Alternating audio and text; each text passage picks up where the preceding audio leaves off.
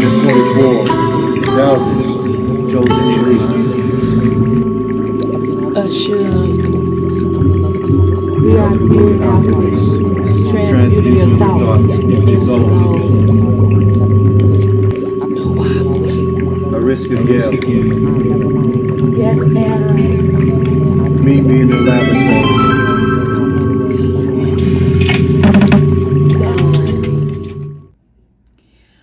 welcome to our channel. My name is Arisha Gale, aka Anuki Jules, and my co-host here is Nargyo, aka Edra.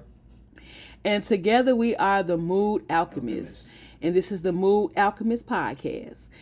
We're gonna talk a little bit more about something earthly that a lot of people are experiencing right now, currently. Yes. And that we feel like we can share some insight from our own experiences. Yes, I've experienced. And the knowledge that we have accumulated, researched and things like that. So we're gonna share some insights, some stories, and hopefully some things that'll help somebody dodge a bullet or get out of the situation that they in, that they don't know that how to get out of.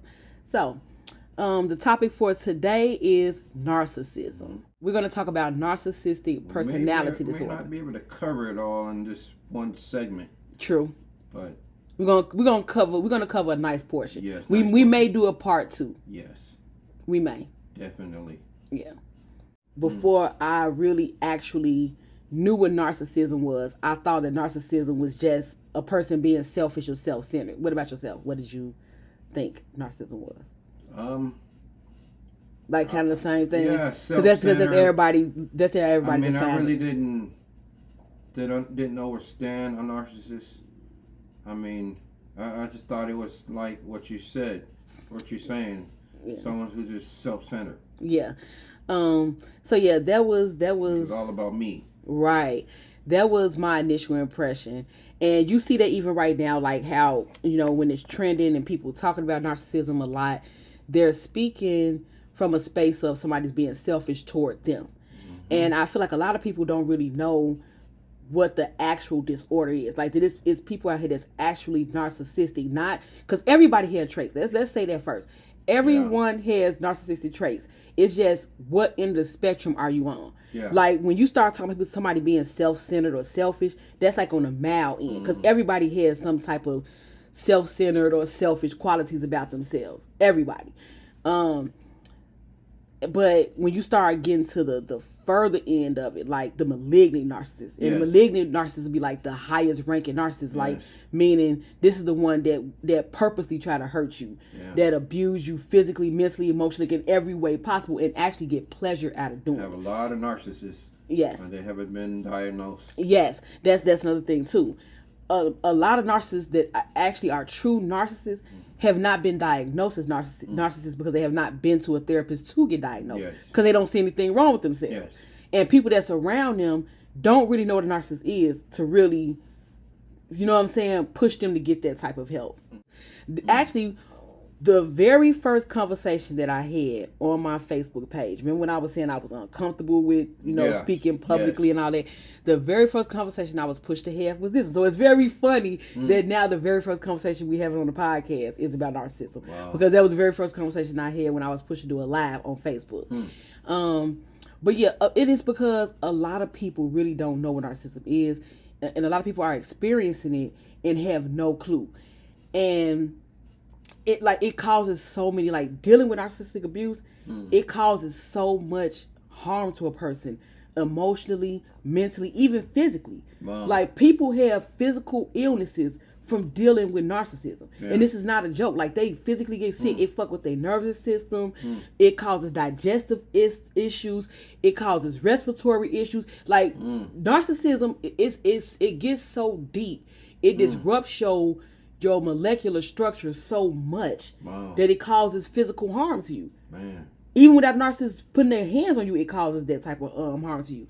So, just like seeing a story recently that just like keep appearing, keep popping up. I'm sure it's on everybody's timeline. Everybody see it, which is the Chrisean and Blueface story. Like, that really hit a lot close to home, especially since she has had a child with him. Definitely an example. Yes, that's like a textbook example of narcissism. Like, everything that he does, and he does it publicly, so everyone can see him doing it. You know, and I take him to be malignant. Yeah.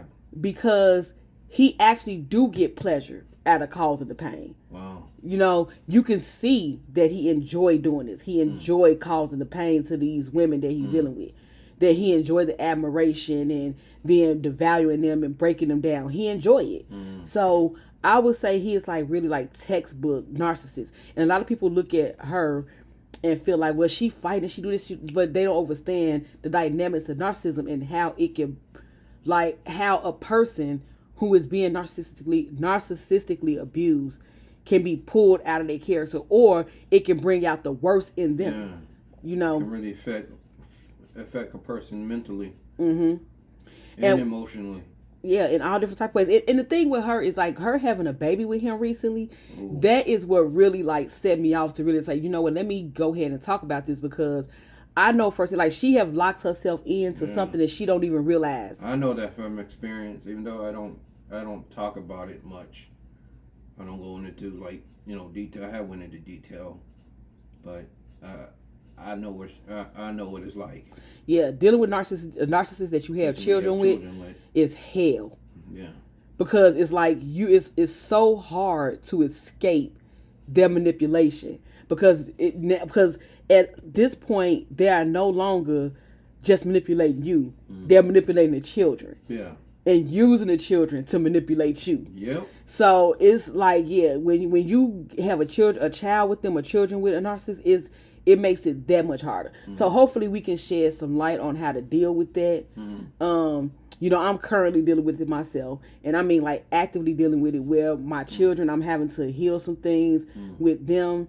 I keep, you know, trying to have these conversations with the father of my children, so that we can get on the same page about things. But it's like, the way a narcissist's mind is set up, they can't even help that they think this way. So that makes it even more harder, because like even when I speak about Blueface and Chrisean, even with them, he is this way, but let's be clear, it's an illness. He can't help that he think this way. He does it, and it's not to excuse that he does these things. It's just to say that he can't help it unless he go and get help, and not that he just go get help because he trying to get something and manipulate further, but he actually say, you know what, I don't like how I'm portraying myself. I don't like how I'm treating people that I love.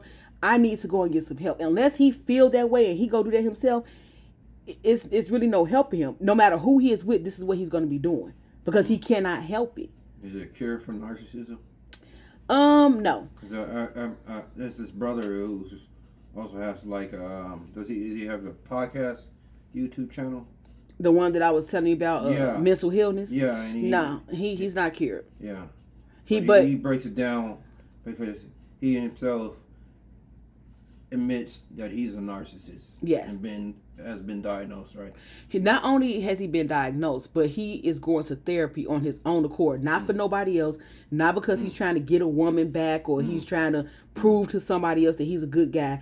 He is going because he recognized his actions, and he actually feel like he need help, and he want to do something about it. That's what I respect about this brother's channel. His name is I don't know his name, but his channel is Mental Illness. So I'll give a shout out to him, because mental illness. Yeah, I like he switched it from illness to mental illness. I like that. Yeah, I like it too. So that's why I remember that. I don't remember his name, but I remember that his channel name. And it's deep, because he breaks down a lot of things. And if you ever going through a situation like that, I would advise you to go to his channel to get a better understanding of some of the things that you experience.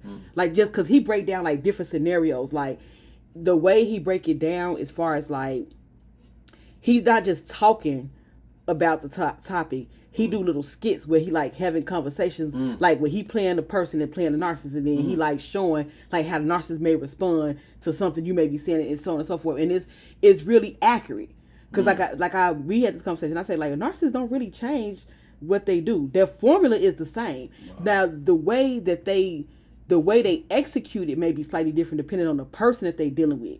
That's the only thing that changed. But the formula, the tools they use for manipulation do not change. They use the same tools over and over again, every single one of them. Wow. Yes. And no, there's no cure. That brother that we're speaking on mental illness, he will be going to therapy for life. Wow. Well, I have learned that narcissism starts from a couple of things. Like it starts with how your parents interact with you when you're a child. It could be neglect or abuse, physical abuse, mental abuse, whatever type of abuse. It could be abuse, or it could be overpraising a child. Usually narcissists have their golden child, and then they have their scapegoat child. Like they appear to be shy and timid. They seem not really confident, but they could be sneaky. You know what I'm saying? So like they may appear this way to be all shy but they do underhanded shit too to get attention. Sometimes it could be things like they like to play the pity and the blame game and, feel sorry for themselves, the victim role a lot, so that they can get a lot of, praise. People, oh, poor you. And, and it's manipulative because sometimes, it may not even be, it could be a situation that they created themselves, meaning they went into a situation knowing what it was and they accepted the abuse. And then they tell everybody how they've been abused so everybody can pity them, So, yeah, it's different type. But the other one is malignant. The one that was praised, the golden child, a lot of times that one grew up to be the malignant narcissist. That's the one that be like the highest one because them the ones that'll step on anybody to get what they want. They'll do anything to harm you. They really cold. They don't have empathy for anybody else. Like it's all about them and what they can get and the praise they can get and the admiration they can get. And they don't care who they have to step on to get it. So you got those. And then you got the covert, which is still, again, all of the versions of narcissists have the same thing in common. They are very insecure. This is why they use other people, manipulate other people to get their needs met because they're very insecure. They don't know how to generate those things for themselves. Like a lot of people can generate, happiness and feeling good on their own. Like they can do things that make them feel good and they don't need to use other people or to make other people feel bad or to step on other people or to abuse other people. A lot of people can do that, but narcissists can't. Narcissists constantly needs validation from outside sources. Constantly. And this is every single type of narcissist. Narcissists, they need outside validation. That's the core of their narcissism. Outside validation, shame, and insecurity. It starts in early childhood. In the formative years when the child is supposed to receive certain things from their parents, certain lessons from their parents, and they don't receive them. Yeah.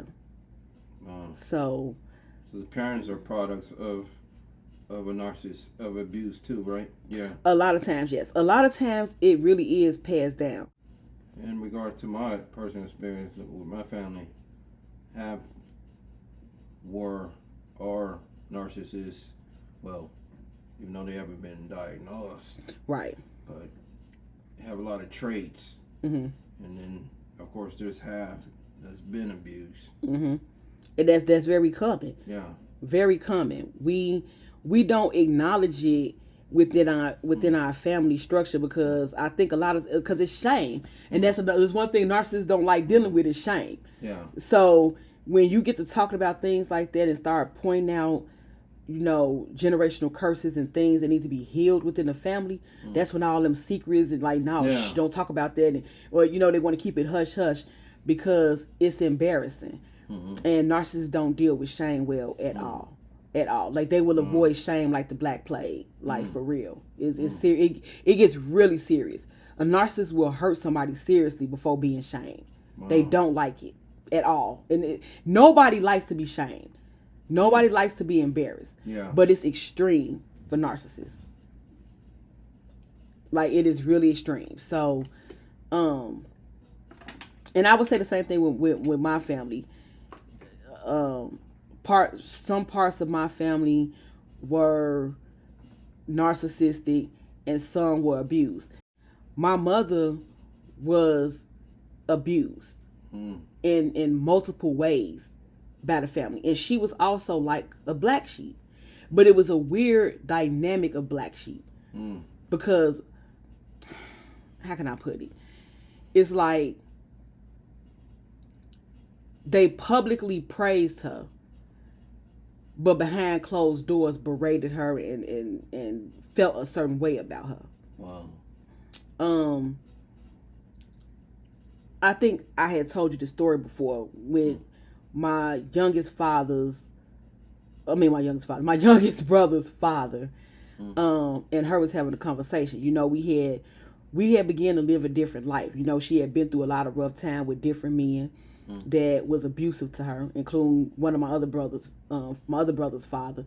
So she dealt with men that was abusive, and she finally had met somebody who treated her well, who respected her, who was there for her children, and he is like, you know, he was a good dude, and as far as what we perceived him to be, what we saw from our experience with him. And so I remember like coming downstairs, I'm being nosy, and I think I was creeping downstairs to get something out the kitchen, and their room was like right off the kitchen, and I heard my mother crying, and being that I had witnessed my mother being abused before, you know, I was on standby because I'm like, oh no, you know, like, you know, as a child, you know, you get that feeling. I was only like about 9 or 10, so you know, I had got that feeling like anxiousness, like, oh no, not again, you know, because I'm thinking maybe he's doing something to her because she crying. And so I'm going to be nosy now, and, you know, I'm listening, and I hear her say to him, like, I don't know, you know, why they treat me like this. I don't know why they feel like this about me. Like, I don't know what I did to them. I try to do everything for them. You know, I take them to the store. I get them money. I do this for them. I do that for them. She's like, I don't know why they still hate me. They still hate me, and I don't know what I did to them. And I remember him saying they're jealous of you. And when I realized, you know, that he wasn't abusing her, I went back up the stairs. But that conversation, and like I said, I was only about 9 to 10 years old. That conversation stayed in my mind all these years because I vividly remember, like, she wasn't lying. Like, I remember a lot of times her like taking them to the grocery store and you know, dropping money off over them to Even at a young age.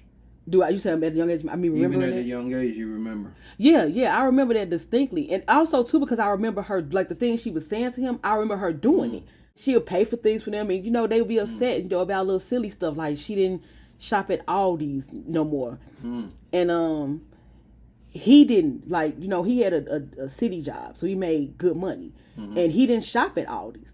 That was his lifestyle, you know. He shopped at, like, we from Chicago. We shopped it's these grocery stores that's called Dominic's and Jewel's, and they was kind of like the Whole Foods of back in the day. You know what I mean? So he shopped at stores like that. He never shopped at Aldi. So when she would bring Aldi's food back, he'd be looking like, what is this? He didn't like it. Because it, you know, it was different. You know, he was used to like name brand stuff, and I mean, it, you know, it may sound superficial, but it was his lifestyle. That's what he was used to. So it wasn't that she was trying to throw something in their face by not shopping at Aldi's no more.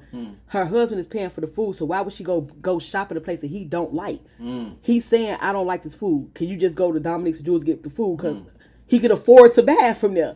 So at first she was trying to get them to go there, and she'll try to, like, you know, make up and try to, you know, get them a little extra so they can get other stuff. And they like, no, and I get it too. They couldn't afford it. So it's like, to them, it felt like she was throwing in their face that she could afford it, even though she was trying to help them out, like, hey, I'm gonna give you a little extra. But for them, it was like, no, I don't want to pay extra to get something with a name on it when I can get this, and then I have to, because then I can budget this, and you know what I'm saying? And I, like, they was on a budget. So then she tried just taking them to the store, but she not getting nothing. She just taking them because she had a vehicle and they didn't, and that was even a problem. Wow. Oh, she thinks she better than us. She can't shop here no more. Her husband does not eat this food. Why would she buy it? You know, it's like, makes sense. Right? You know what I'm saying? Sense. Like, so, yeah, it was Yeah, it was a lot of things like that about that conversation that stood out to me. But I remember, like, not just that. My mother. We gonna this will be another topic. We're gonna talk about molestation and stuff like that. She was also molested. So like a lot of these things are passed down. And narcissism, back on topic of what we're saying. Narcissism is one of those things. It's passed down through generations, and we don't talk about it as families. We don't talk about how a mother or a father could show favoritism to one child. That's a sickness, because if these are all your children, it should be no favorites. Now, granted, you may deal with each of your children a little different according to their own personalities. Yes. But it should never be any favorites. Shouldn't be a favorite. It should never be one gets something and the other ones don't. Unless it's like, a special occasion, like their birthday or something like that. But it should never be, I'm getting this child something, or I'm not going to ever get this one done because I'm always focusing on this one. I'm going to go to this child's games or support this child's events with this child, and I'm not going to support the other children. Or I'm going to always put these other children down. I'm always going to uplift this one. It should never be that. Yeah. And when it's a clear distinction like that, somebody should speak up. But a lot of times in these family dynamics, nobody says anything. Wow. But I don't know. I've been talking for a while. Do you have anything you want to say before I go into another part of something I want? Yeah. I grew up in a single parent home where it was just mom. Of course, it was other males coming in and out. So I can relate to different things of what you discussed, because my mother, she was abused sexually, and she had us very young. It was like about 4 of us. She had us in our teenage years. Well, really 3 of us.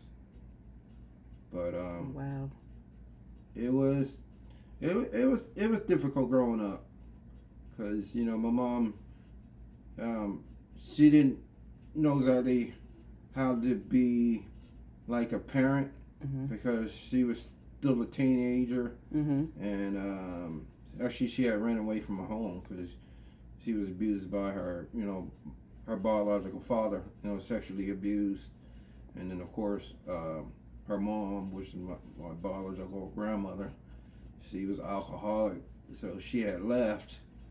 And a lot of the children, including her, have resented her for leaving. But it was during that time that women didn't have any rights, especially if he was a quote unquote minority or black, quote unquote black. Then it was definitely a 2 strikes against her. Yeah. So it was his word against hers. So yeah, I get it. I mean, growing up, of course, mom, she like she said, she didn't. It didn't come with a handbook. It was no handbook for her how to be like a perfect parent or mom and stuff. I mean, of course, we've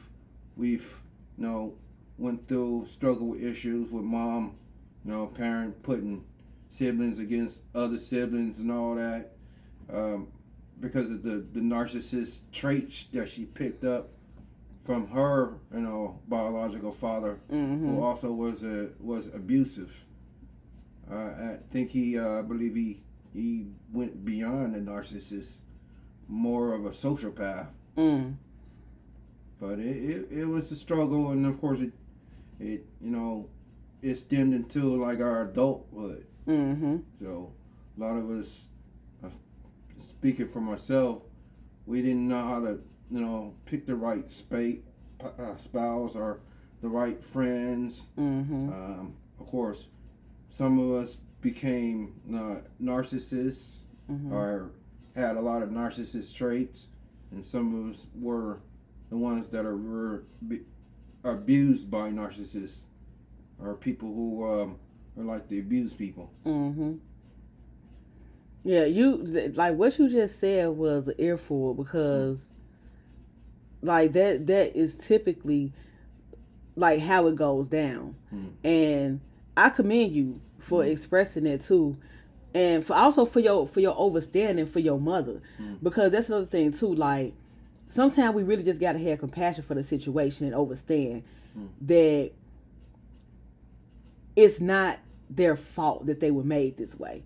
Like their circumstances made them this way. And you are exactly right in explaining how she went from, the abuse came from her father, and who knows what, beyond him, what happened to him. But the abuse, as far as you could trace back, it came from her father to her, and then some of her traits passed on to her children. Yes. And then some of her children exhibited this in different ways, be it that they was abused or they became abusers. Yes. The way you explained that is a perfect example of how generational curses are passed down. So I just wanted to point that out, because it's different types of generational curses, but the way you broke that down as far as it goes is a perfect example of it. That's what we have to do. We have to speak up about it. We have to be open and honest about it. Yeah. And not in a confrontational type of way, like putting the people down type of way, but in a moment too. Like when and this is what I was saying to you a while ago. It's not so much about you arguing with them, because if you argue with them, they're gonna gaslight you, and then you're gonna walk away from it feeling crazy. You know what I'm saying? So don't argue with them, but speak your truth and stand on it. Like, just like, no, I'm not accepting it, and then you just leave it at that. Like, you don't have to go back and forth, because I guarantee you, whenever I have tried to go back and forth with a narcissist, I walk away questioning whether or not I was wrong, because the way they man work, they'll go through like denying things to accepting part of it, then blaming you for the other part. Then they'll go into where's the past, let it go. Then they'll go into victim mode, and then this whole roller coaster of gaslighting that they take you through.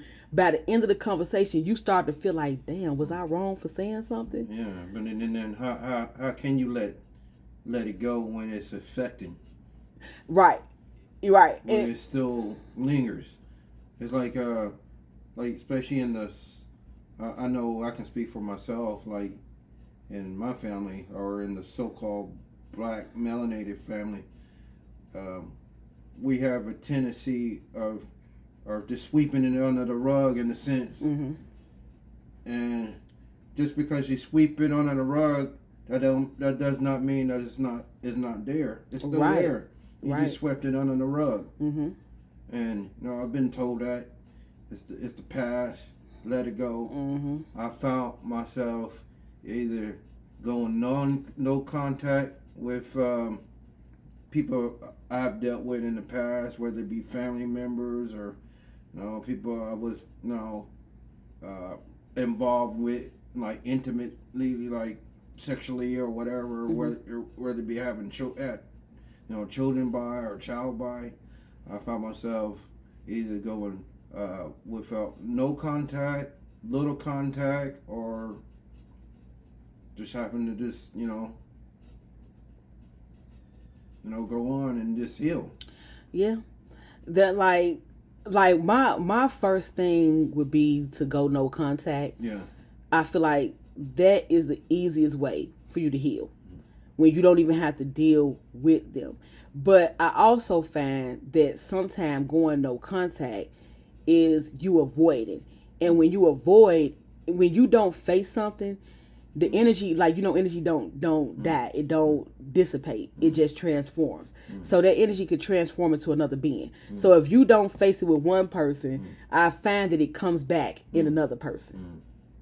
In some cases, no contact is the only way that you can deal with them. Like if somebody is being physically abusive to you, or if somebody is being emotionally, mentally, spiritually, verbally abusive to you, and it's to a point where you just cannot take it. Like it's like the constant berating you, yelling at you, intimidation, blatantly making up lies. Yeah, like that type having the system or whoever it may be getting involved in your life, and all So them type of people, yes, no contact, no doubt.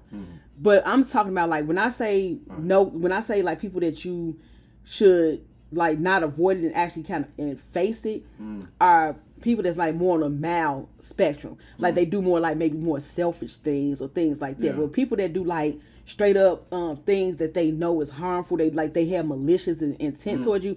Hell no contact all the way.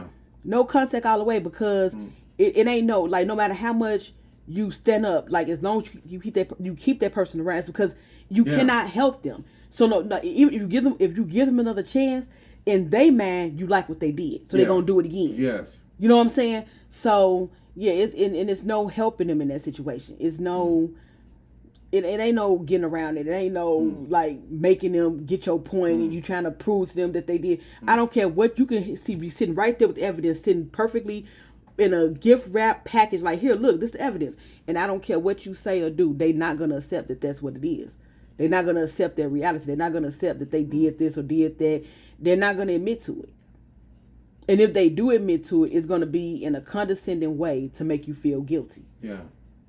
You know, you witnessed one of the conversations I've had recently where I went through, this conversation. I'm trying to point out some things, to this person. And by the end of the conversation, it was like, I'm a horrible person. Okay, I admit it. I said it. Okay. And I'm like, who said, like, why are you, what?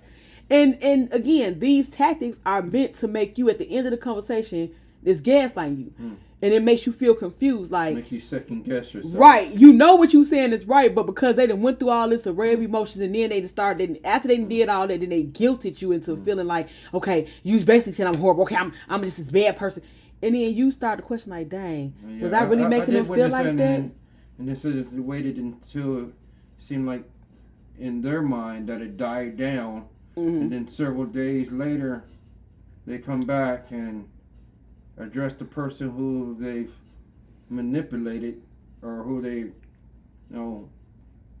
abusing in a sense, as far as like mentally, and flip it around and make it seem like it was something wrong with what they did instead of addressing it on their end. Right. And it's just the gaslighting. People underestimate gaslighting.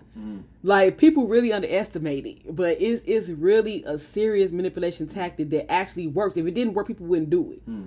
It is gaslighting manipulation seriously works. It does. And like I said, the only way to really avoid that is to not go backward and forward with them. Right. Like that's really like. And it's not to say that you can say what you want to say, like be clear about where you stand and then let it go. Because if you continue to go back and forth, if you continue to try to prove to them that this actually happened, they're going to have just as many reasons to fight back and say, no, it didn't.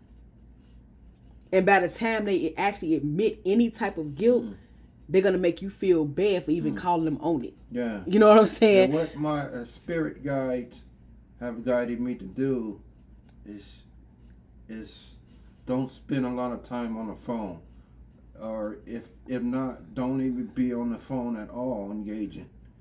Especially if you know that this person is like that, because no matter what you tell them, whether it's good or bad, they're gonna take your words and then they're gonna flip it and use it. Yep, it's true. I found myself, my spirit guides. Thank you, Tara Anu, for yes, indeed. Being obedient and being guided to refrain from talking on the phone, or to speak less, but not to spend a lot of time on the phone. Well, and that's just me. Well, I appreciate. That's my truth, my experience. I appreciate your obedience because I'm hard headed in a month. You know what I'm saying? So sometimes, like my ego, sometimes, and I get frustrated. And this is why I say my ego, because I get frustrated, and even though I intellectually know these things, I still occasionally fall, victim. Well, I don't want to say victim. Let me not say victim. Sometimes I fall into old ways of dealing with things. Like in particular, with the last conversation that I was having with my children's father, and I was like agitated, in that conversation. And that conversation went a lot longer than it should have.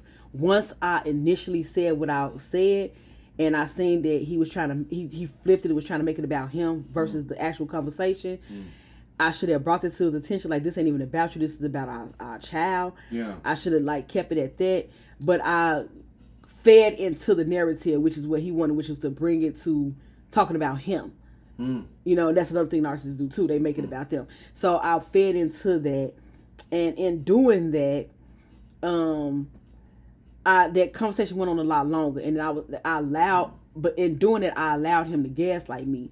And then at the end of the conversation, like I was like, I was questioning, was I too harsh?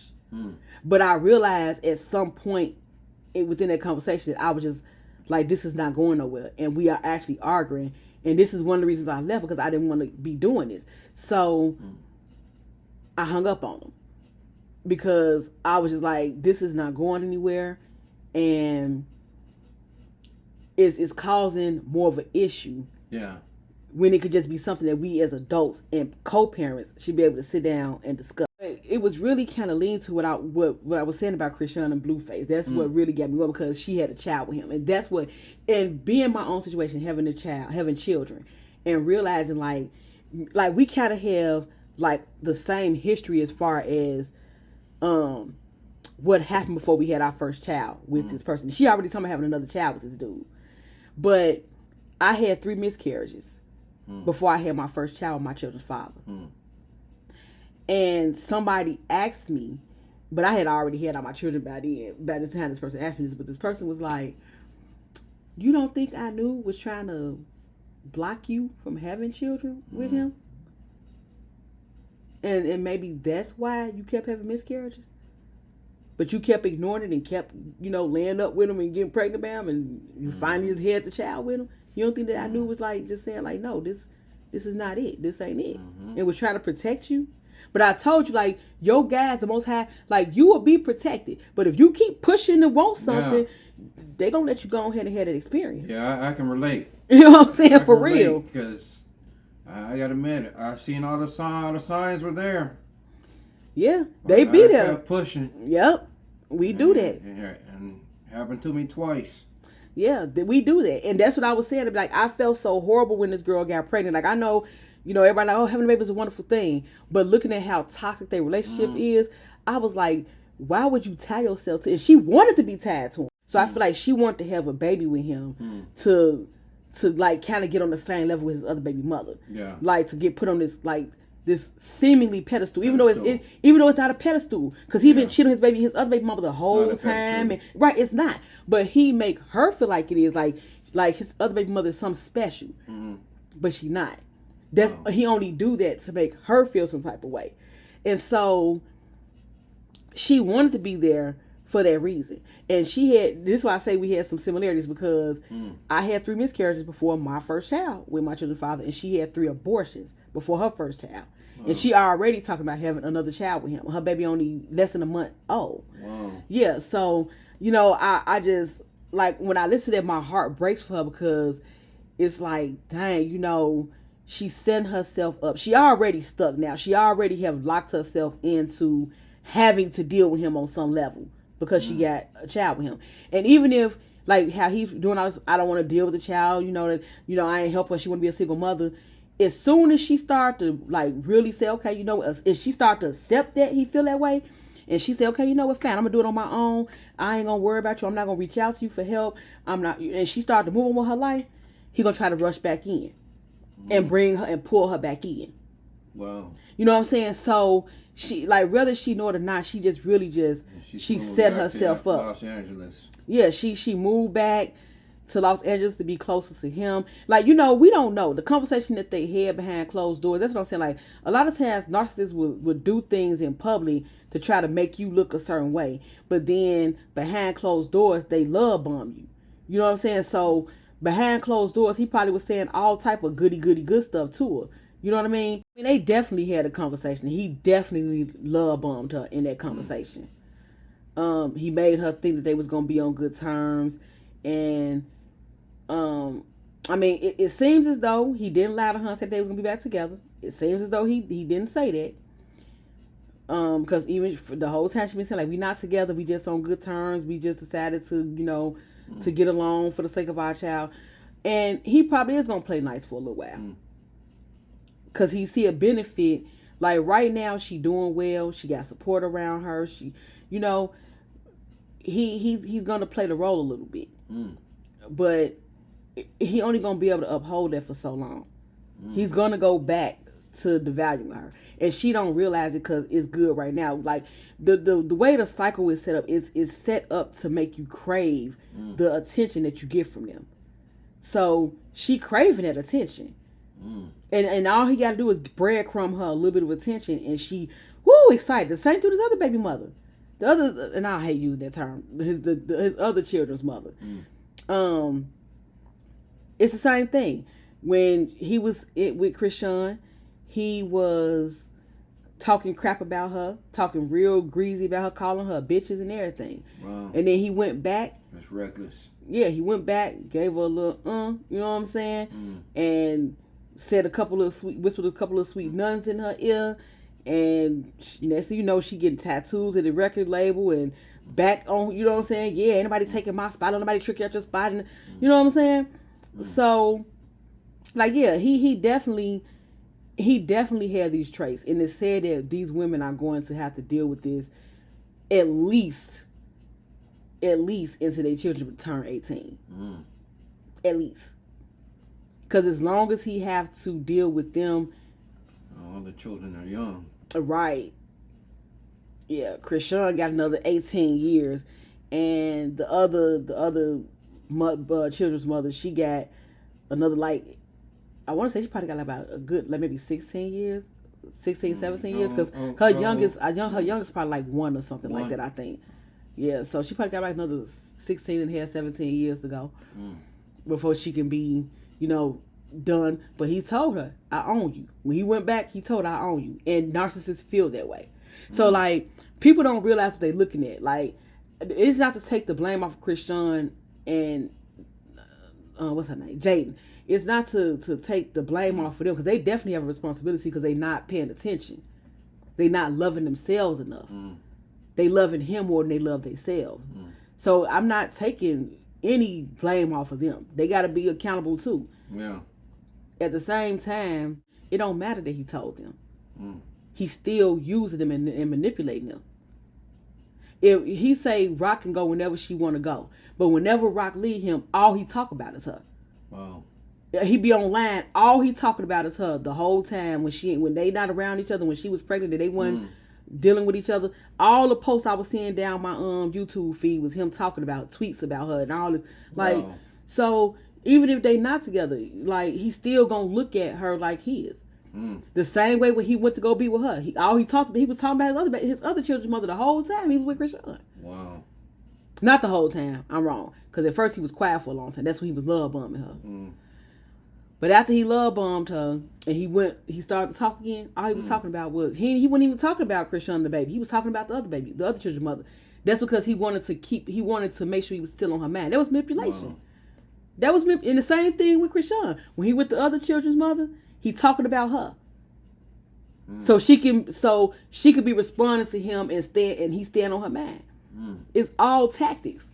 So we have talked a lot, about our own personal experience with narcissism and stuff like that. And I feel like that was important so people can know that we actually, because even though we're not psychiatrists or therapists or whatever, we do have experience with it. Yes. And we have researchers. So we do know what we're talking about. This is not it's one thing when you just read about something. It's another thing when you have experience and you can say, I've been through this and I know what it looked like. I know what it feel like. And I got through it. Yes. You know what I'm saying? So that's the key point. We got through it. So and we're still moving through it. Yeah. So I want to use this opportunity real quick to talk about the traits. Like, when dealing with narcissists, it changes your life. I just gotta be honest. It really does. It changes your life. When you deal with narcissists, it does. It changes your life. So for you to be able to grasp some type of peace after that and to start to live a life where you can feel happiness again and joy and, and peace and things like that, like, you have survived. Now, you may be still having to go through some of the backlash of when you dealt with that narcissist. You know what I'm saying? Especially if you have children with them. Yes. You still got to deal with some of that backlash because of the choice you made to continue to deal with them. Like you said, you and I said, it's always them red flags and the things that's like, sometimes it don't even just be like just things they do. Sometimes you just have a feeling in your gut like, this person is not it. Feeling. Yeah. And you ignore it because you just want to be with this person for whatever damn reason. You know what I'm saying? Anyway. Yeah. And I'm going to tell you what that is. It's not, let me not say it. It's not anyway. Ain't the right person. Yeah, and I'm gonna tell you, it's you trauma bonded with this person, and that's why that's why people be having a hard time walking away, because you trauma bonded with this person. That's what it is. That's why it be so hard to walk away. But I want to use Chrisean and Blueface because they are, from my research and from my personal experience of what I witnessed with it myself, I see them and I see the poster perfect example to explain what narcissism look like. You know what I'm saying? So that's why I want to use them. Somebody will see this, and if they're going through it right now, they recognize these symptoms for what they are and not as something cute. Because some people, I be looking at the comments sometimes, and people be like, they love each other. I'm like, what the fuck? Like, that's what y'all think love is? Right, you know what I'm saying? For real. So, hopefully somebody can hear these symptoms, because I'm telling you, it's all across the board. Anybody that's dealing with it, you know it. But I sent somebody, an associate of mine, it was a video, and I sent some memes, just kind of explaining narcissism and the things you go through. Something just told me to send it. It wasn't, me and her haven't even had a conversation about this, so I didn't know she was going through this. And I sent it to her, and she messaged me oh my God, how did you know this? I'm going through this right now. I'm sitting in my desk crying, big crying, because everything in this is explaining what I'm going through. What the fuck? And I'm just whoa, it touched me, because I didn't know something just in my spirit said send this to her. And I did. I didn't question it. I just sent it. And it's the same thing when I did that video, the very first video that I did, when I was I didn't want to do it because I was, a little shy about being on camera and stuff like that, going live. And I did that video, and it for I want to say for at least 2 or 3 years, people was in my inbox thanking me for doing that video. I didn't know what I was dealing with. I didn't know what this was. I know it was something crazy about it. I never experienced it before. And I saw your video, and it just highlighted all these different things. Thank you. So that's what I'm doing this for. Yeah. Because I know and I recognize people really just do not know. And they looking at Chrisean and Blueface, and they still don't know. Even though it's clear that there's something going on, it's off, people still don't know what they're looking at. And some people that's oh, he narcissist. They only stand it from point of view of well, not everybody, but some people only stand it from the point of view, oh, he's selfish, but they don't really overstand, because if they knew, they would overstand why she reacted in the way they reacted. You know what I'm saying? They would get it. It's not gonna say it's not an excuse, but it's just for you to know, okay, this is why. This is why she responded this way. This is why she acting this way. So I just wanted to clarify why I'm using them. I recognize what it was, and then the more and more it was going on, I'm like, no, this is really what it is. That's what it is. That's why it has a lot of people intrigued. Yeah, because a lot of people probably going through it and don't realize. Yeah, it's putting two together. It's man, this sounds similar to what I've experienced or dealing with, or what I've seen somebody else experience or going through. And this is why, like I said, people think it's normal, because you may see other people going through things like this. Oh, well, this is just how people act. And people act like this when they're in love. No, this is not how people act when they're in love. That's not love. That's not. Should folks be saying it's toxic love, or... Right. I mean, how can it be love if it's toxic? If it's toxic, right. A lot of times people get with narcissists or end up having narcissistic mates and think it's normal because it was normal in their household growing up. Right now, theirs is the most blatant display. Yes. You know what I'm saying? When you think about it, this is the modern day Ike and Tina, right? So when you think about it and you go back and you think about the time frame, you was back in that time frame. If it was more blatant like it is now, they'll be saying the same thing about Tina Turner they said about Chrisean. Yeah. It's the same dynamic over and over and over again. It just slightly changed depending on the people because of our own personal experiences that we are, sent here or we came here to have. But the general formula of it is basically the same. The same. You know what I'm saying? Ike did the same triangulation. Then he would guilt her. Oh, you gonna leave me like everybody else? You gonna leave me like everybody else did? And then she feeling guilty. No, I don't want to do that. I ain't gonna do you like everybody else did. She want to feel better than the other women. She outperforming everybody. So she the best, and he looking at he know he need her. So he trying to keep her down, but at the same time he wanna keep her feeling bad about herself, but also try to make her feel good enough when she go out there and perform and shit like that. It's the same dynamic. wanted control of all her money, over over her interviews. He wanted to, speak for her, and you know what I'm saying, like.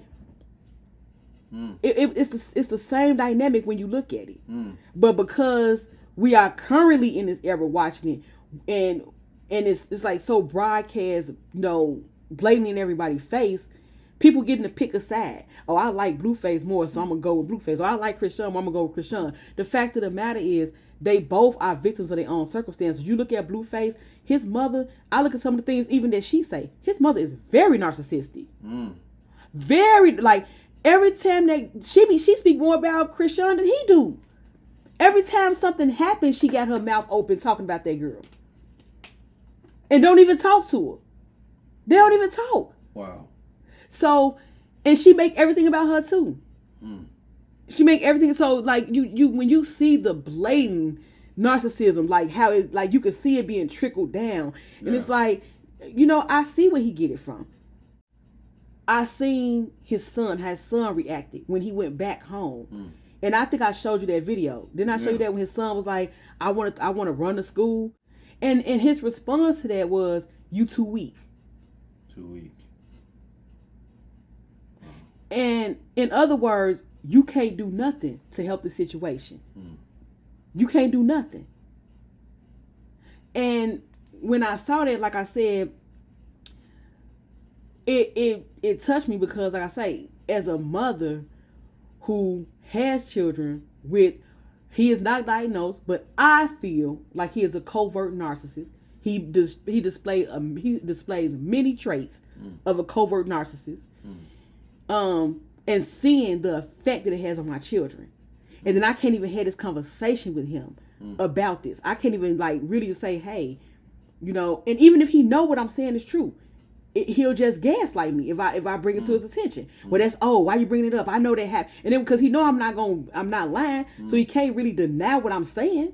So instead of he'll try to, and then when he see I'm not backing down, then he'll go to other means, and until he get all the way to him, going into a full victim mode, so he can get sympathy. You know what I'm saying? But even with that, like just seeing that and just knowing the effect that it have on children, my thing is to stop it now. That's why, like, my thing is, no, we gonna nip it in the bud. When you not being honest and you being manipulative, we gonna stop that right in and there. We gonna nip it in the bud, because if we don't nip it in the bud, then it's gonna have a lifelong effect on them, and then they're gonna grow to be adults that's dealing with the same things that we're dealing with. This is why we're doing this. Because if we don't say something, we don't speak up, we don't put a voice to it now, we don't be the voice for these children and to speak up so that people can know and try to help themselves so they can fix, so that their children don't have to deal with this shit, it's just going to pass on. It's just going to keep going and keep recycling. It's just going to keep recycling. And I don't want that. You know what I'm saying? Like, I don't, it's not fair to our children to have to pick up the pieces of our mistakes. Yeah. I'm just going to read off a couple traits. Of traits of narcissism. Grandiose sense of self-importance, exaggerates achievements, expects to be recognized as superior without actually completing the achievements. Preoccupied with fantasies of success, power, brilliance, beauty, or perfect love. Believes that they are special. Requires excessive admiration. Sense of entitlement. Exploitative and takes advantage of others to achieve their own ends. Lacks empathy and is unwilling to identify with the needs of others.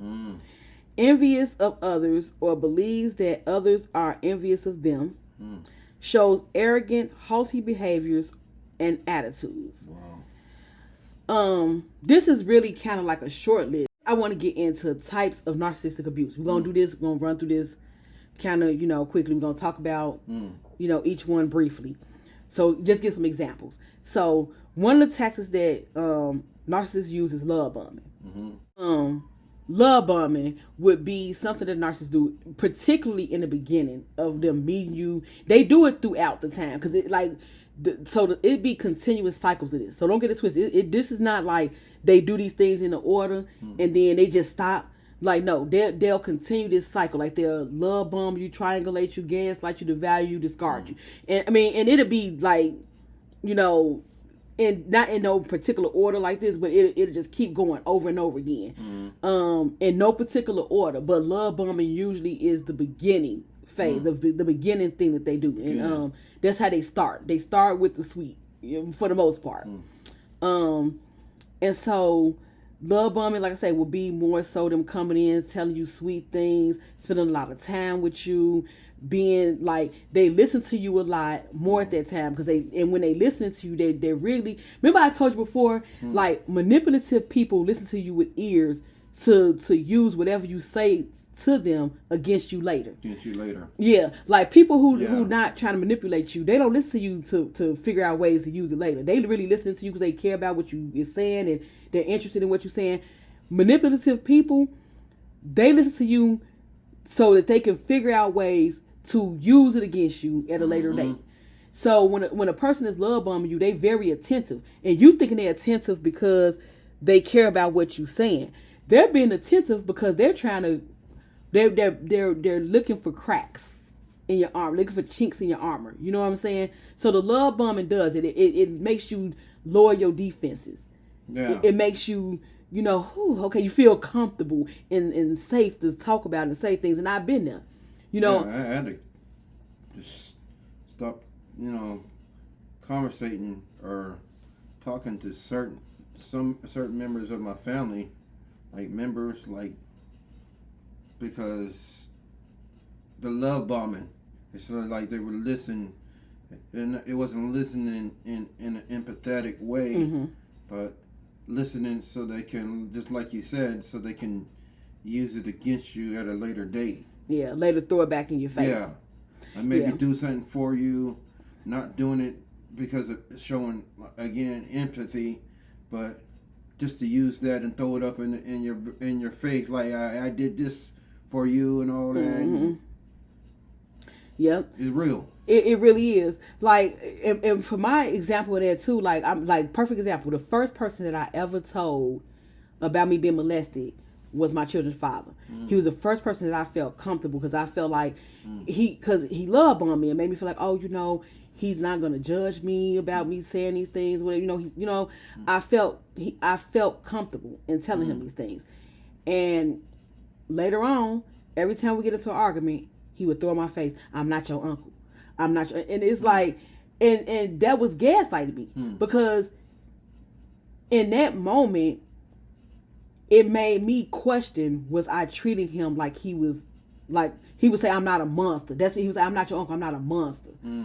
And him using those very specific words made me question, like, when I'm saying things about what he is doing, it made me question whether or not I'm being too harsh.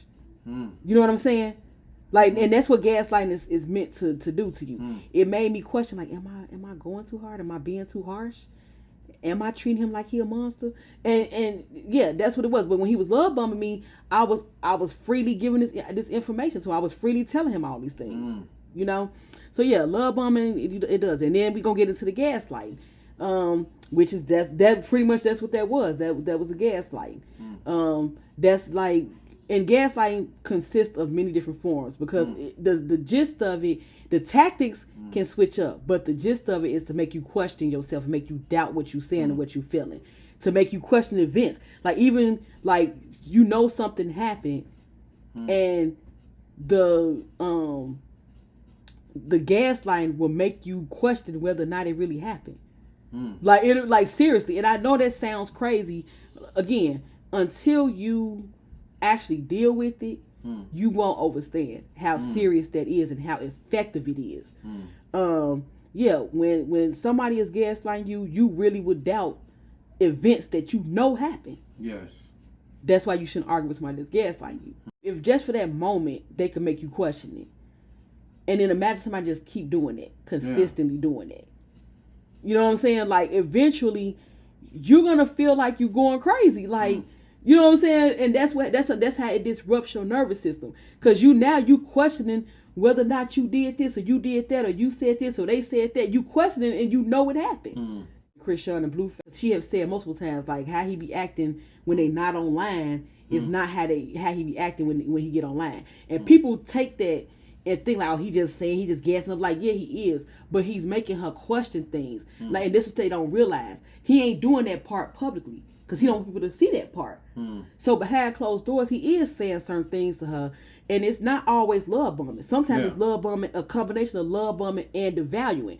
And him doing that to her behind closed doors, and then coming publicly and devaluing her. Everybody see that part and like, oh, why you okay with him? Look how he treats you. Look how he talks to you. But behind closed doors, he probably not acting like that to her. He probably not treating her like that. You know what I'm saying? He probably do love bomb her a little bit more extra because ain't nobody watching or nobody see it. And then when he know he about to devalue her, he go live so everybody can see him doing it. Yeah. And thus he using them, which I'm gonna get to. And then That's he putting on a front, right? Yeah. But it's gaslighting her too, and also too, he using the public, her fans, as his flying monkeys. Oh. We gonna get to the flying monkeys though. But triangulation. That's when you use a third person. Or it could be a person, place with any type of third object or something. It's usually a person that will serve the purpose of making that person feel like they're in competition.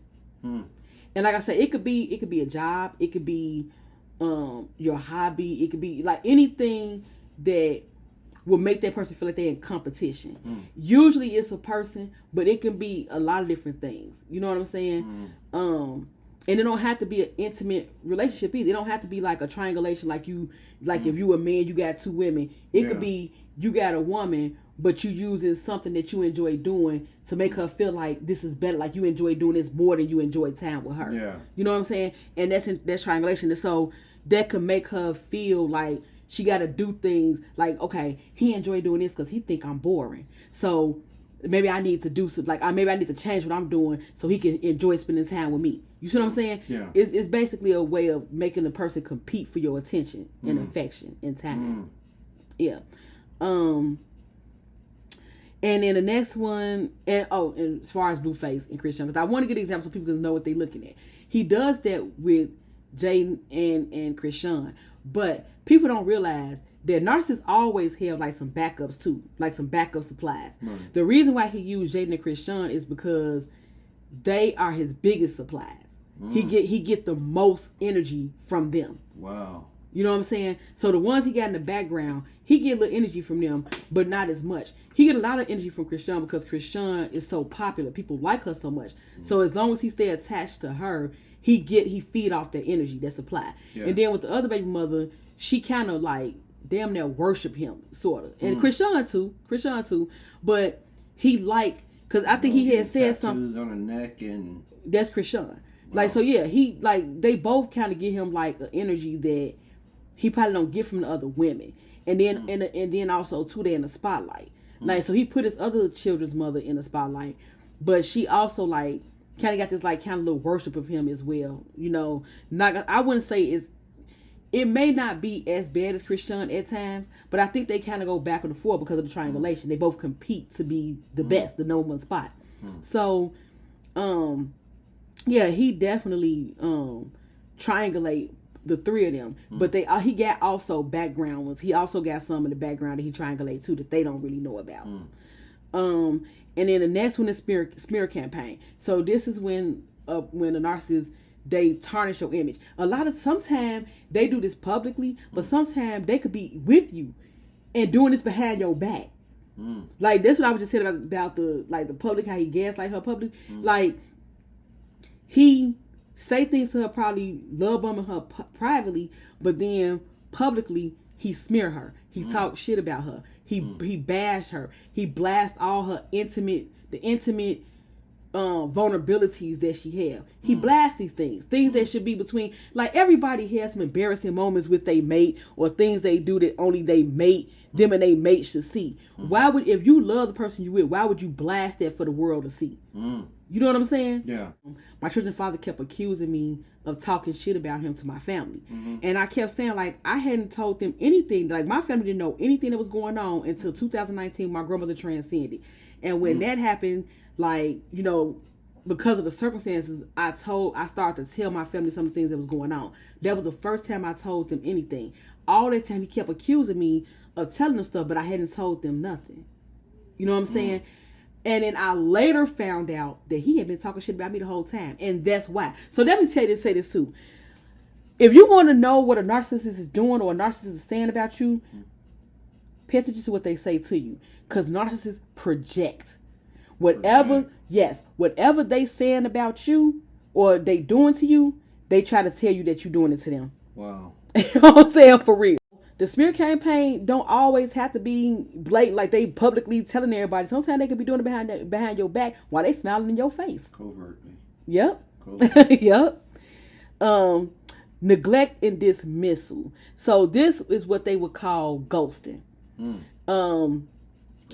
Yeah, like when you so if you don't live with somebody, the way you ghost them is like you just basically ignore them. You don't call them. You don't respond to they text or leave them on red or whatever. That's how you ghost, like how a typical ghosting somebody when you're with them. I mean, when you like not living with them, when you don't have to see them every day. Like if they got their own place and you got your own place, you like how you would ghost them is like you just ignore them. Yeah. But if you living in the same house with somebody, you can still do this neglect and dismissal by ignoring the person, giving them the silent treatment, right? Cold shoulder, to make the person crave you, to make the person want to be around you. Wow. And sometimes this happens when they're about to discard you too. Like sometimes they ghost you as a prerequisite to them actually leaving you. You know what I'm saying? But sometimes they ghost you for a little while they just dealing with another supply. Like he doing. Like at times when he don't want to be bothered with Chrisean, if Chrisean was like giving him fully everything he wanted, like whatever demands he went and made, he probably wouldn't have went back to Jaden as quick as he did. I feel like the reason why he went back to Jaden as quick as he did is because he didn't get everything that he wanted from Chrisean. He got some things, but he didn't get everything, and that's probably why he's still kind of love bombing her right now. Like he's not really going in on her because he's still trying. He knows she's still kind of on guard, so he's trying to make her lower her guard all the way down. So that's why he's still not fully devaluing her again. But yeah, you definitely can ghost somebody while you're still in the house with them by ignoring them and stuff too. And then you get to the devaluing. Now this is something that he does a lot. This is when you like really just putting somebody down, when you make them feel like lower than low. You know, like when you make them feel like shit. You know, I mean, I know everybody's now. This is the part I feel like everybody see how bad he talk about Chrisean, and you know, like I feel like everybody see that part. I personally have been through that. I don't know if you want to speak on your experience, but I have personally been through that myself. You know, and it did make me, that it was a part of the gaslighting too, but it did make me question a lot about myself and my worth, especially because I'm dealing with this. Like, why are you dealing with this? Like when you're dealing with something that you know you shouldn't be dealing with, and then a person telling you about your, like they telling you like, yeah, you ain't this, and you feeling that way, but not because of what they said, but because you question yourself, like, why am I even putting up with this? You know what I'm saying? So the devaluing, them doing it works in a couple of ways. It works in a way because they telling you things about yourself that's making you question your value, but then you also questioning your value because like, why am I even dealing with somebody that's doing this to me? Yeah. You know what I'm saying? Yeah. So yeah, I mean, I had that done to me. My art was devalued. Like, your art ain't shit. You ain't shit. Your mom ain't shit. Your family ain't shit. I'm like, wow. Yeah, that's it. I'm thinking like, man, why did I ignore these red flags? It's the trauma bonding. That's the explanation that I have come up with from my experiences. It's the trauma bonding that you have with this person. People think it's not real, but it really is real. And then you add sex on top of that. Yeah. You tie yourself to this trauma bond with this person. And it's especially difficult with a person who has empathy, because you start to feel his loyalty towards this person a lot of times based off of because you had this intimate relationship. You want to see the best in them. You want to see, you know, you want to see the positivity in them. And because they love bombed you, which wasn't real. Let me be clear about this. The love bombing is not real. The valuing and all that shit, that's the real them. The love bombing is the mask they put on to win you over. And you want to feel that again. It feels so good because they become everything that you wanted. When they're in that love bombing phase, they everything that you want in a mate. They everything that you want in a friend. They everything, like whatever relationship you have with this person, they everything that you want in their relationship in the love bombing phase. But that's not the real them. You won't know the real them until they're ready to devalue you. For real. Or we got glimpse of the real them. Yeah. But we ignored it. Yep, that's true too. I agree. Because I know I sure got glimpse. I agree. You right. But you are I right. ignored it. You are completely correct. The next step is discarding. And this is when they actually leave you alone because they found what they think is a better supply. Yeah. Sometimes they will leave you alone for good because they just feel like they used you up and there's nothing else they can get from you. And sometimes they kind of like somewhat discard you. Like they kind of make you think they done with you, but in the back of their mind, they always feel like they can come back to you. And in particular, that would be the case when they see like the new supply can't quench their thirst. Like, and 9 times out of 10, the new supply won't be able to, because narcissists are never satisfied. It's nothing that you can really do to ever completely satisfy a narcissist. Wow. It's nothing. So eventually that person is going to go through the same cycle that you went through. So don't ever think that when you leave a narcissist alone and you think that they looking happy with the person they with, that their relationship must be so much better, and what is she doing, or what is he doing? It's not that. They put on a show for one. That's their mask. That's their love bombing phase. They put on for everybody, and they like a certain look. They care more about what it looked than how it looked than what it really is. So it's never that. But when you walk away, if you ever go back, the treatment that they give you is gonna be way worse, because they're gonna feel like you wanted this, because they feel like, especially like they discarded you, and a lot of times they discard you if you find out who they are. They know who they are, or like I said, they know they can't get no one to supply out you. But once they know that you know who they are and you still stay with them, the next time if they get back with you, or you get back with them, whatever, it's gonna be 100 times worse. Cause they like, oh, you like this shit. You know what I'm on. You know what I'm about, and you took me back. Right. It's gonna be 100 times worse then. Cause they know they ain't gotta change. Cause they got you back and they ain't have to change shit. You know what I'm saying? And that goes with the hoovering. They call this the hoovering because it's like the act of sucking somebody back in. And sometimes, let me say this too. Sometimes the actual person that's being abused by a narcissist, they self-hoover. Meaning they try to get themselves sucked back in. Like how I was telling you, Chrisean was posting things online, and I feel like she wasn't posting it for the public. She was posting it for him to see. Because he was saying all these negative things about her. She was trying to post all these positive things so he could be like, oh, she doing good. And oh, yeah. And then once that happened, then what did he do? He went back on over that tour for a little while. Because what she was doing was making him feel like,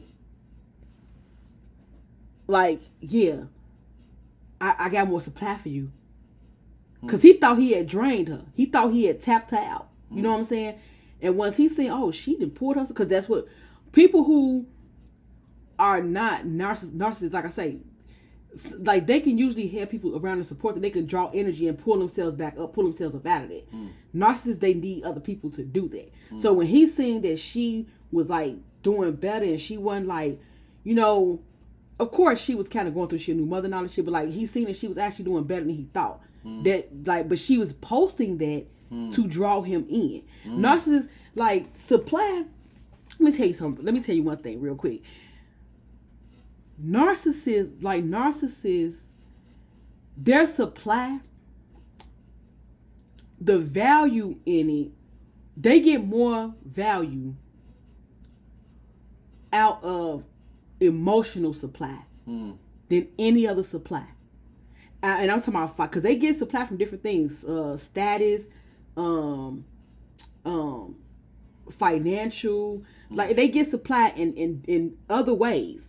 But the emotional supply, meaning somebody that like they could feel this person genuinely love them, genuinely care about them. That is top chef kiss, top tier supply for narcissists. Top tier, hands down. That is top tier. Now, do that mean that they're gonna treat that person the best? No, but they're gonna keep that person around. They're gonna keep that person around because that gives them the most energy. They get more from it. I met this malignant narcissist because he had to be that blatant for me to look into what narcissism was, so I could recognize that I was with a covert narcissist the whole time. So I feel like that person came into my life to wake me up. It was a catalyst for me to wake up. I'm thankful for all experiences because I'm free of it now. You know what I'm saying? At the same time, with dealing with that person, and he was triangulating me with another person, that woman, she used to post on her Facebook page when she was getting paid, so he'll talk to her. She was self-hoovering. And she was a financial supply. He had a few financial supplies. She was one of them. Wow. Yeah, and when she wanted, like, he'll ignore her, and I mean, and this came out her own mouth. She told me, "Oh, girl, sometimes he won't talk to me for like 2 months." Wow. And she'll just be stalking him, trying to get his attention, all on all his posts and stuff. Yeah, but he would be doing that because he dealing with other supplies, and when she want his attention bad enough, she'll post something about her getting some money or coming into some money, or I forgot to go pick up my paycheck. My boss called me and told me to come get my check. I forgot all about it. So now he knows she got some money. And then he called her. Hit her up. Yep. Wow. Real talk. It's real. So that's what Chrisean was doing. She was self-hovering. All that posting she was doing and showing everybody every step she was doing, all the like all that was her getting his attention. Wow. And that last post when she was at Walmart, that was her self-hoovering as well. She wanted him to know that she's shopping to get stuff for her new house in LA. That she was, she wanted him to know, but it kind of backfired on her. You know what I'm saying?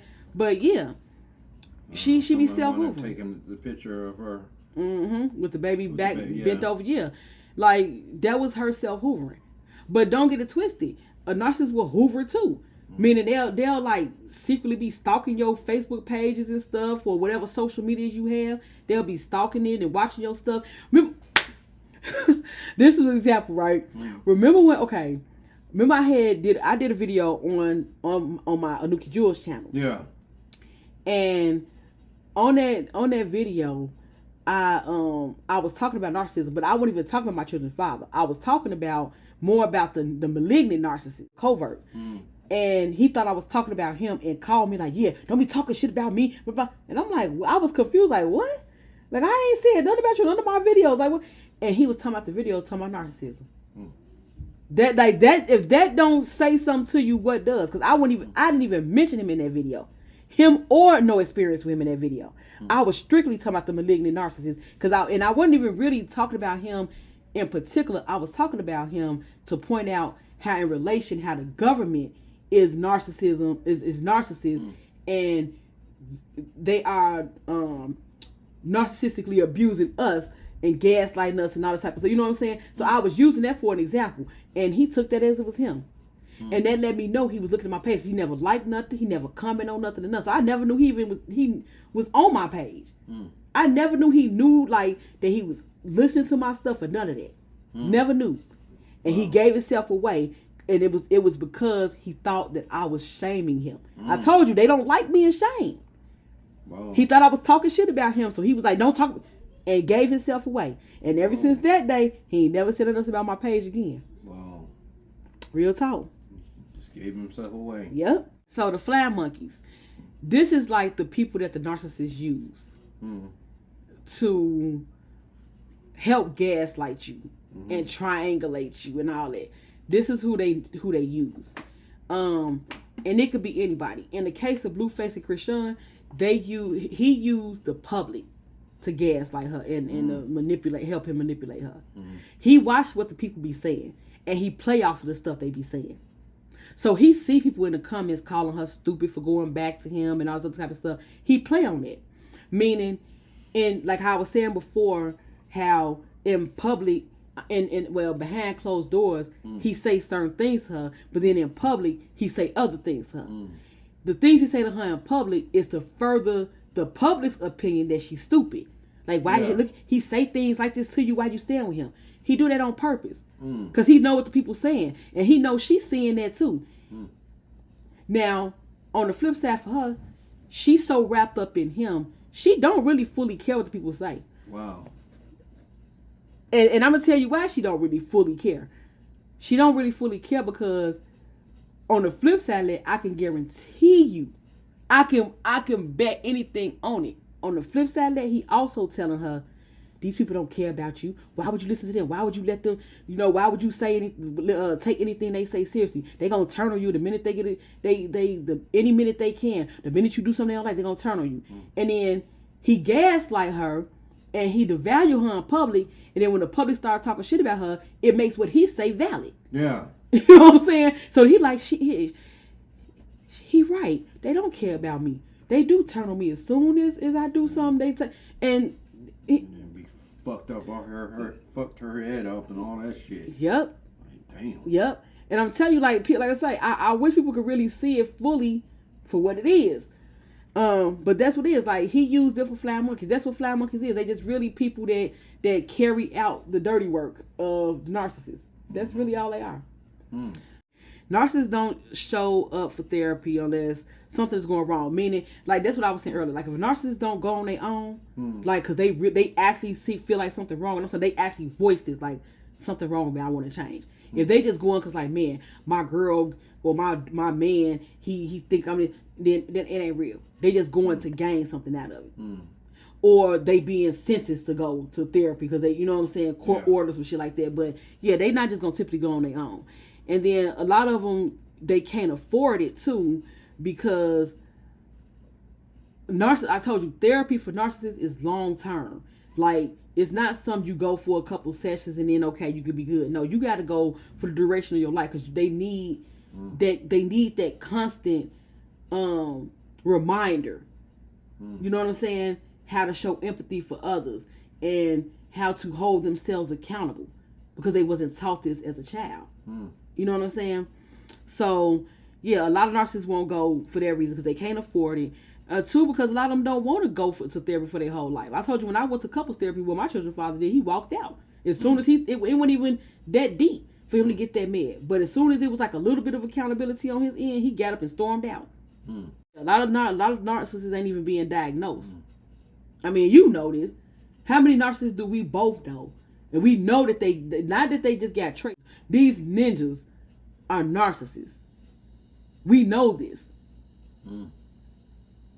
How many of them are actually diagnosed?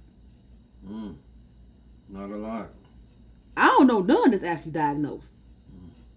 I'm talking about actually went to a therapist and they diagnosed, and they actually actively seeking therapy because they was diagnosed. I know people that was diagnosed with bipolarism and stuff like that, but I'm talking about narcissism. I don't know anybody that was actually diagnosed with narcissism. Nope. I don't know any either. Not personally. Oh. So that's what I'm saying.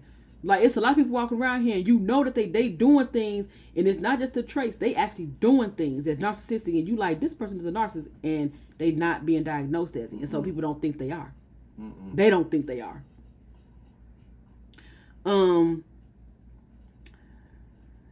Let's see, the classic treatment. I can't mend that brother for going and being diagnosed. Mental illness. Yes. Yeah, me too. Yeah, that's why I really I subscribe to his channel and I support his channel and like all his videos. Yeah. Actually, like, since him, I have seen like one other person that actually two. I'm wrong. One is a Caucasoid and another is a brother, and they both say that they diagnosed narcissists. But with him, it's a lot more. I would say he held himself a lot more accountable. Like, meaning, like, he talk about his own personal. Like, when I look at them, they talk about Narcissus as a collective. He talk about Narcissus as a collective, but he talk about himself too, in his own personal experience.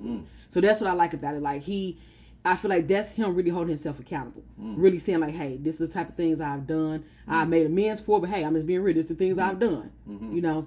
So I commend him for that, because I feel like that take a lot of courage to do that. It takes a lot. Yeah. A lot. Yeah.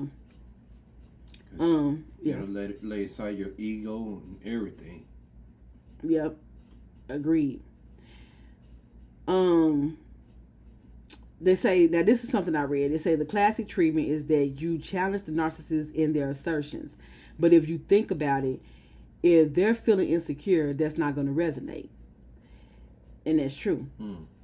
They already feel insecure. So if you try to challenge them, that's why I say, like, don't even go back and forth, because you, like, what are you going to gain from it? They're going to gaslight you. They're not going to accept it.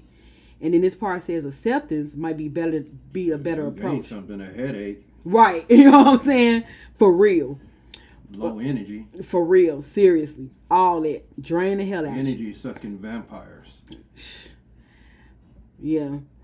But this one says that acceptance might be a better approach. However, that's tricky, because if you accept it, how do you communicate that they are still wrong about this?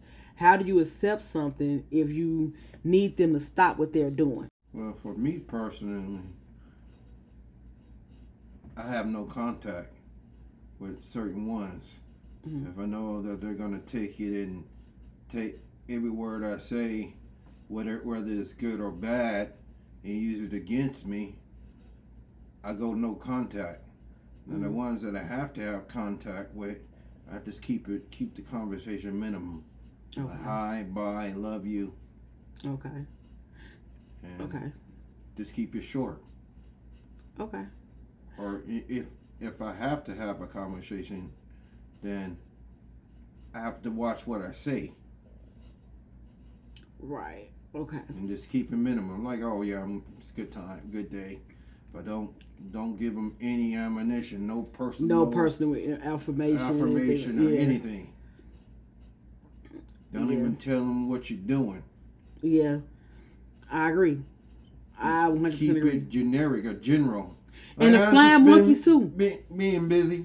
And the flying monkeys too. Yeah. You can't tell it, because sometimes they'll know that you're not giving them nothing, and they'll send flying monkeys in to try to extract affirmation. What's this person doing? What's the person up to? Yep. So you can't get it. You can't. If you know a person is associated to somebody else, you can't even give them affirmation, because they'll run back and tell them everything that you got going on, everything you told them, because they also want to be in the good graces of the narcissist. So they'll run back and tell them things. So yeah, you can't. I agree with you. You can't really tell them nothing that you got going on for real. You can small talk them, and that's one of the reasons why I don't really feel that I would want to deal with them if I don't have to. I agree with you on that, because I'm not really into the small talk like that. You know what I'm saying? So for me, it feel forced and fake to have to do the small talk with you. Like I found myself feeling bored talking to the person, because I already know we can't really have an in-depth conversation. It's just really hey, how's the weather? You know what I'm saying? I don't really want to just sit up and just have them type of conversations. I want to have a really in-depth conversation. I want to be able to talk to you and be able to, share the good things going on in my life and stuff. I want to be able to share that with you. And if I got to be hey, how's the weather? That ain't real. That ain't, it's not a genuine connection with the person for me. And so I don't be wanting to have conversations with people when I have to do that, But I feel what you're saying, though. But when you have to deal with them, that's what you have to do. When you really, it's really, you got to kind of limit, what you're giving them. Because they for sure will use it later. And you will be surprised at the things that they can use. It be things that, let's say the average person you talking to, you don't have to do that when you talking to them. You know what I'm saying? But somebody who is a narcissistic or manipulative, you would be surprised. You would be completely flabbergasted at the things that they could use that you would have never thought. You saying it just casually, and they turn around and use this against you, and you would never thought that they could do that. Yeah, but for me, my way is rather unorthodox. I go off the grid. Mm-hmm. Important, like, man, where's he at? But what about when you have to deal with them though? No contact is somewhat avoidant. So what about when you can't avoid my energy, to guard my energy? Right, but what I'm saying is, what about when you can't avoid them though? We know that no contact is the best way, but what about when you can't? Like, for example, like in my case where I have children with the covert narcissist. I can't go no contact because my children are young and they still talk to their father. So how can I avoid that? I can't. We gotta help people to understand the dynamics and how to deal with these things. You know what I'm saying? Because no contact is not always possible. It's possible for some people. For some people, it's not. So what do you do when it's not possible? You said a very good thing. You just minimize what you giving them.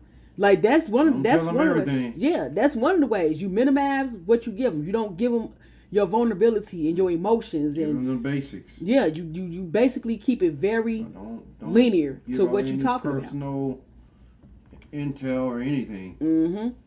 The less information you can give them, the better. The better. Yeah, I agree with you.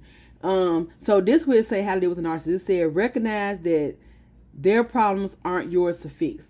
I agree. Because I have that savior complex that I'm working on. And I have a tendency of inheriting other people's issues and carrying them like they my own. You know what I'm saying? So that is one of the biggest things. Recognizing that what that person got going on is not my problem. I can have compassion and say, oh, dang, like that's messed up. If I could share something with you that'll help you, fine. But if someone's trying to ruin you and trying to actually ruin you, then you have to go no contact. Yeah, it may hurt. Yeah, you may even have children by this person. Yeah, I agree. And in that case, like you do, like honestly, in that case, you do have to go no contact. Yeah. And you're right, it's difficult. That's why I say though, like it's certain cases where no contact is the best option. Like no matter what, like you just have to go no contact. And when it's things like that, when it's life threatening, abusive, like they physically threaten you, or even when it's mental, emotional, and it's like a constant thing, they trying to tear you down. Or direct attack, direct lie. Indirect.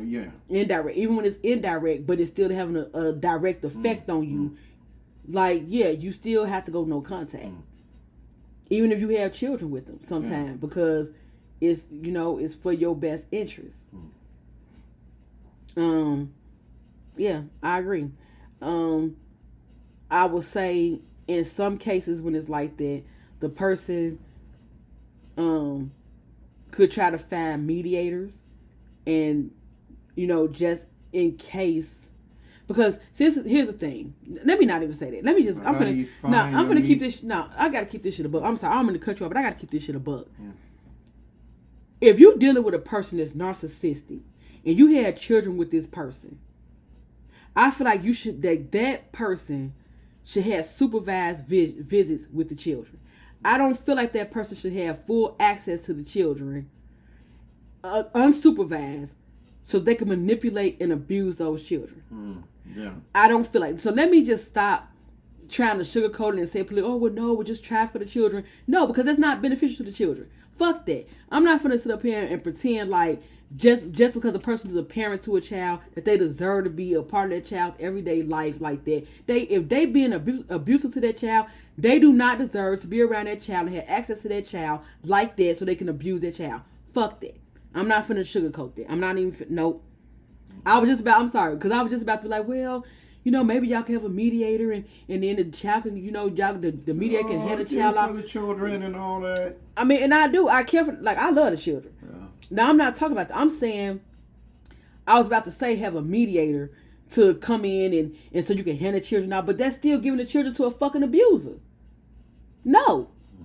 No, I don't agree with that shit. So I'm just gonna keep it a buck. No, I feel like if a person is, and I'm not talking about mild. I'm talking about the higher versions, like the addicted and all that, where because they don't give a fuck. They'll use their children.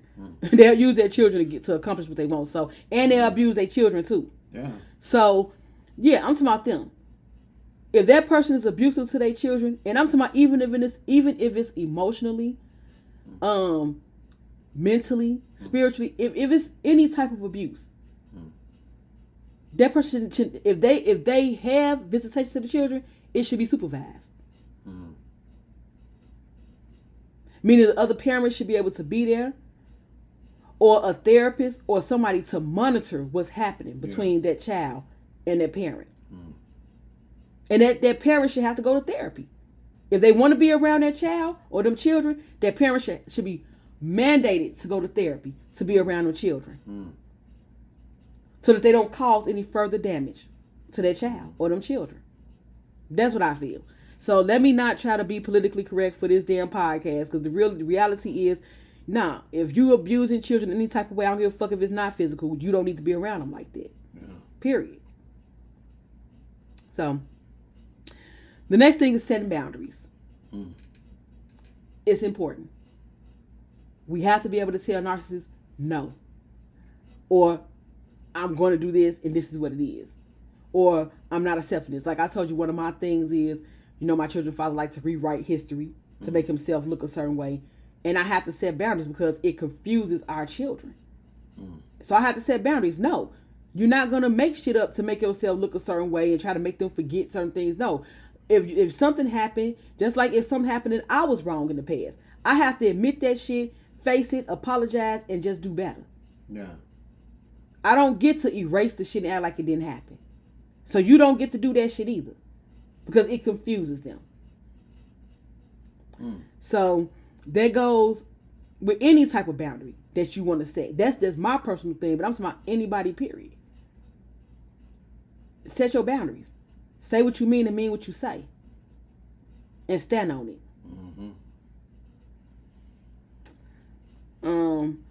Let go of any expectations that they will feel shame.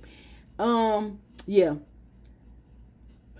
I told you, narcissists, they avoid shame like the Black Plague. So don't think that if you try to point out to them what they doing and they'll feel bad, they won't. They won't. So stop thinking that shit. You'll be better off if you just let that go, thinking that you can make them feel empathy and shame. They're not going to feel that.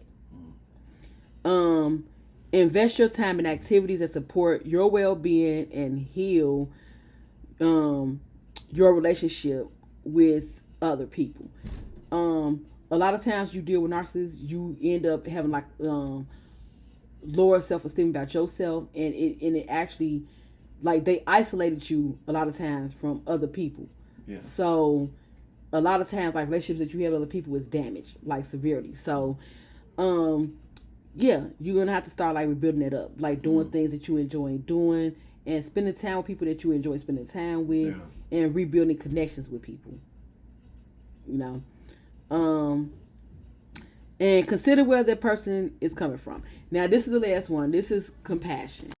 Having compassion. So this is the part where and this is not for them. It's really for you, and it's a form of you forgiving them and forgiving yourself. The having a compassion is you seeing their point of view, you understanding why they do what they do, and not being upset with them. This is going to help you in the long run. I know it sounds counterintuitive to see their point of view. Like, why? Because a lot of people, when they deal with narcissism, they feel like a lot of people equate. If you look this up online, a lot of people that have had narcissistic experiences, they call narcissists the devil. And I know you have had an experience. I'm not going to get too much into your own thing. I'll let you tell your own story. But where you've seen their eyes turn black. That is a real thing. They call it narcissistic rage. This shit really happens. And people say because of these type of things that they've experienced with the narcissists that they call them devils. It's really what it is all the demons that the narcissists have not faced. That's in them. That's bottled up in them. That they want to come out, but they bottle that shit up. So that's what the narcissistic rage is. That's what the black eyes you see in the narcissist. That's what it is. It's all them demons that they don't face. But let me keep it real. I wasn't trying to stay to even find that out. Even have any sympathetic compassion for the person. Yeah. Yeah, I feel you, but I'm just saying. I mean, that's just me. I know, I feel what you're saying, but what I'm saying is like, see, because your whole thing is like, cut them off. I'm not trying to see from their point of view. Yeah, but we talking about when you still have to deal with that person, right? When you still got to see this person, like, because in some cases, people just can't go no contact all the way. So we got to be able to still handle certain situations. And that's why I'm saying the things I'm saying, because we got to still be able to, like, we faced with it. We can't say, well, no contact. What about we can't go with no contact? Then we have no recourse because we didn't even think about what else we could do if we can't go no contact. So we got to think about other ways we can handle it if we can't go no contact. And that's what I'm saying. Compassion, it sounds like it's for them, but it's for you. It's so that you don't get drawn into getting drained by them. When you don't have compassion, and then you start getting mad about the shit they doing and all this shit, they win. Because they get supply from your anger. They don't, like, you know how they would say, like, a child don't care, like, if they get your attention, bad or good, as long as they get your attention. Narcissism is like that, too. It don't really, like, narcissists don't really care. As long as they get your attention, as long as they get energy from you. So, you having compassion, but also having boundaries. Because you having compassion does not mean you don't have boundaries. That's why I say, make sure you know what your boundaries are. And the boundaries are for you, not for them. Make sure you know what your boundaries are. Say what you mean what you say, and stand on that shit. And then you can still have compassion, meaning you can still see, like, okay, you know what? I know that they acting like this because of this issue they got, this mental illness they have. So I'm going, you know what I'm saying? I'm not even finna go there with you.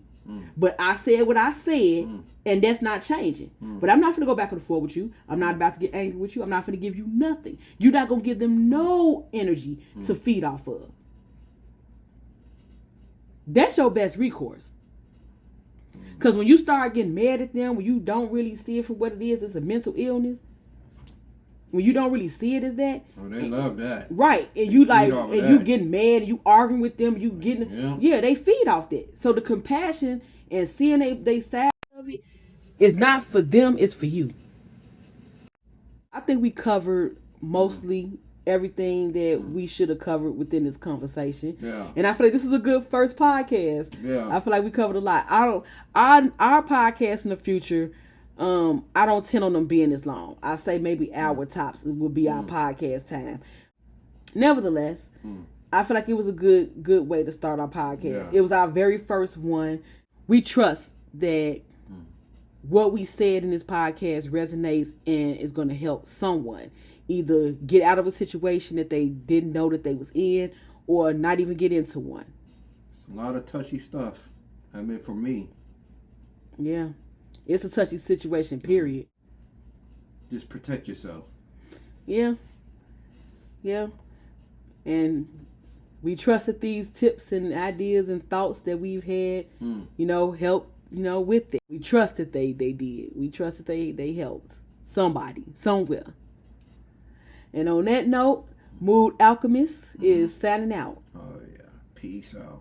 Wadu. Wadu.